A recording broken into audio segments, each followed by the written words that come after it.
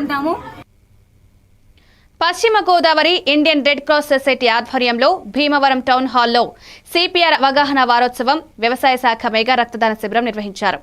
జిల్లా కలెక్టర్ చదలవాడ నాగరాణి ముఖ్య అతిథిగా పాల్గొని సిపిఆర్ ప్రదర్శన చేసి రక్తదాతలను ప్రోత్సహించారు. ప్రాణరక్షణకు ప్రతి ఒక్కరూ సిపిఆర్ నేర్చుకోవాల్సిన అవసరం ఉన్నట్లు చెప్పారు.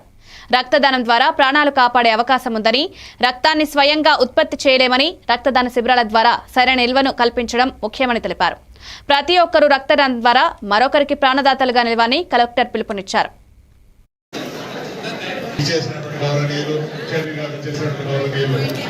జిల్లా కలెక్టర్ గారు శ్రీమతి సి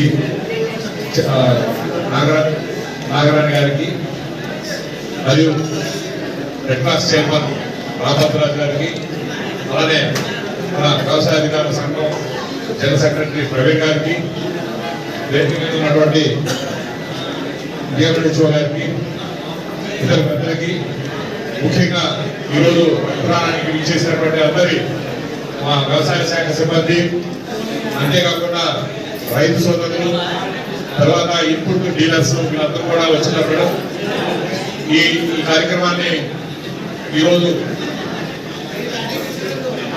దాదాపుగా ఇంకా 350 మంది ప్లాన్ చేసుకోవడం జరిగింది.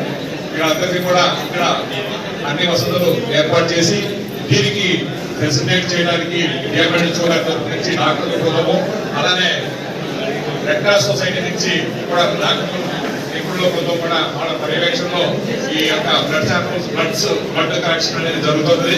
సో అందరికీ కూడా ఒకసారి పేరు పేరున ధన్యవాదాలు తెలుపుకుంటూ నాకు ఈ అవకాశం ఇచ్చినందుకు, ముఖ్యంగా మీరు పార్టిసిపేట్ చేసినందుకు ధన్యవాదాలు తెలుపుకుంటున్నాను. Thank you very much.